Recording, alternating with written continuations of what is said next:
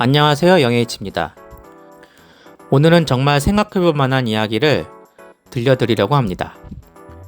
혹시 여러분은 명문대를 나온 사람들을 보면 어떤 생각이 드시나요? 역시 똑똑똑하겠지, 인격도 훌륭하겠지 라고 생각하시는 분들이 많을 텐데요. 오늘 소개할 이야기를 듣고 나면 그런 고정관념이 조금 흔들릴지도 모르겠습니다. 왜 하버드생은 바보가 되었나? 이 책은 2014년 출간된 윌리엄 데레저위치 예일대 교수의 작품입니다. 제목만 봐도 자극적이죠? 하지만 이 책이 던지는 메시지는 단순한 자극이 아닙니다. 현재 우리 사회가 안고 있는 교육 시스템의 근본적 문제를 날카롭게 파헤친 작품이에요. 저자는 하버드를 예로 들었지만 사실 이는 모든 명문대에 해당하는 이야기라고 강조합니다. 그렇다면 과연 뭐가 문제일까요? 첫 번째 예시로 메일 레이놀즈의 몰락. 1952년생인 메일 레이놀즈는 정말 모든 것을 갖춘 인물이었습니다. 일리노이 주립대학을 졸업하고 하버드 대학원까지 나온 엘리트 중의 엘리트였죠. 흑인으로서는 드물게 30대의 대학 교수가 되었고 사람들은 그를 젊은 피의 희망이라고 불렀습니다. 1992년 40세의 나이에 연방 하원의원 선거에 출마한 그는 젊은 정치인이 정치를 바꿔보겠다 하며 당당히 당선되었습니다. 모든 사람들이 그의 밝은 미래를 예상했죠. 하지만 당선된 지 불과 1년 만에 충격적인 사실이 드러났습니다. 선거 과정에서 16세 미성년 인턴과 부적절한 관계를 가졌다는 것이 발각된 거예요. 더욱 충격적인 것은 그가 피해자에게 경찰에 신고하면 우리 관계를 말하지 말라며 입망까지 시도했다는 점입니다. 심지어 더 어린 15세 소녀들의 사진까지 유교했다는 사실이 밝혀졌습니다. 그런데 그의 반응이 더욱 가관이었어요. 레이놀드는 이 모든 혐의를 부인하며 내가 흑인이기 때문에 탄압받은 것이라는 프레임을 만들어냈습니다. 심지어 이런 논란 속에서도 재선에 출마해서 또 당선되었어요. 하지만 결국 성추행뿐만 아니라 선거자금 횡령, 은행 대출 사기 등이 줄줄이 드러나면서 의원직을 사퇴하고 감옥에 갇혔습니다. 2001년 클린턴 대통령의 특별사무로 풀려난 후 정상적인 사람이라면 조용히 살았을 텐데요. 레이놀드는 저는 속죄받았습니다. 다시 뽑아주세요 라며 정치 복귀를 시도했습니다. 당연히 아무도 그를 지지하지 않았죠. 그러자 이번에는 아프리카 짐바브웨로 건너가서 현지 호텔에서 여성들을 불러놓고 음란물을 보다가 또 현지 경찰에 체포되었습니다. 짐바브웨에서는 음란물 소지가 불법이거든요. 결국 전직 국회의원이자 명문대 출신이 아프리카 국가에서 쫓겨나는 신세가 되었습니다. 두 번째는 엘리엇 스피처의 이야기입니다. 엘리엇 스피처는 레이놀드보다도 더 화려한 스펙을 자랑했습니다. 유대인 갑부 집안 출신으로 프린스턴 대학을 우리나라로 치면 수능 만점으로 입학했고 하버드 법대 입학 시험도 만점을 받았어요. 그야말로 수재 중의 수재였죠. 법대를 졸업한 후 뉴욕주 검찰이 된 그는 월가의 금융사범들을 척결하는 데 앞장섰습니다. 월가의 저승사자라는 별명이 붙을 정도로 부패와 횡령을 단속하는 청렴한 이미지였어요. 이런 인기를 바탕으로 뉴욕 주지사에 당선되었고 사람들은 다음 미국 대통령감이라고까지 평가를 했습니다. 결혼해서 하버드 법대 출신 아내와 세 딸이 있는 모범적인 가장이었던 스피처. 하지만 워싱턴 출장 중 호텔에서 성매매를 하다가 현행범으로 잡혔습니다. 무려 우리 돈 400만 원을 주고 말이에요. 더 충격적인 것은 이것이 첫 번째가 아니었다는 점입니다. 수사 결과 그가 지속적으로 성매매를 해왔다는 사실이 드러났어요. 그런데 그의 반응이 가관이었습니다. 사과는커녕 한 인간이 저지른 조그만 잘못 때문에 내가 뭔 잘못했냐며 당당했어요. 심지어 부인과 함께 공동 기자회견까지 열었는데 그 부인의 표정을 보면 얼마나 당황스러웠을지 짐작이 갑니다. 결국 여론이 비난이 거세지자 사퇴할 수밖에 없었죠. 이런 일들이 왜 벌어지는 걸까요? 책의 저자는 현재 교육 시스템의 역사적 배경을 파헤칩니다. 산업혁명 시대, 부모들이 모두 공장에서 일하게 되면서 아이들이 갈 곳이 없어졌어요. 그래서 자본가들이 생각해낸 게 바로 아이들을 수용할 수 있는 시설을 만드는 것이었습니다. 이것이 바로 현재 학교 시스템의 출발점이에요. 아이들을 체계적으로 관리하기 위해서 나이별로 나누었고, 나중에 노동자가 될 아이들에게 자본주의 사회가 필요로 하는 지식을 가르치기 시작했습니다.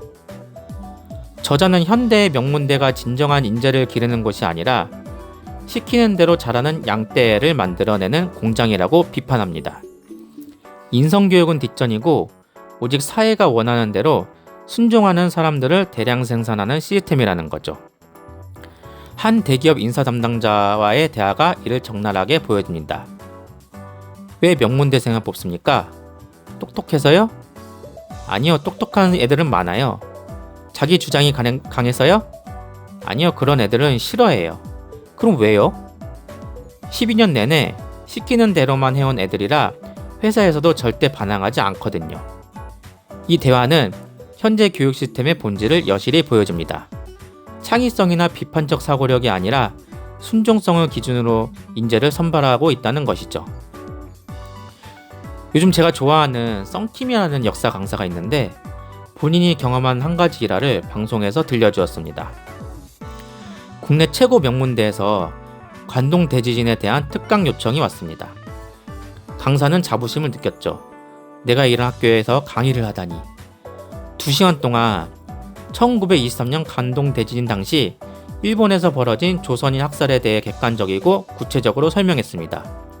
가짜뉴스로 시작된 조선인이 우물에 독을 탔다는 헛소문이 어떻게 수많은 무고한 조선인들의 죽음으로 이어졌는지 역사적 사실을 바탕으로 차근차근 설명했어요. 강의가 끝나고 질문 시간이 되었습니다. 한 학생이 손을 들더니 이렇게 물었어요. 왜 일본 욕해요? 썬킴은 순간 말문이 막혔습니다. 2시간 동안 역사적 사실을 설명했는데 그것이 일본 욕으로 들렸다는 거예요.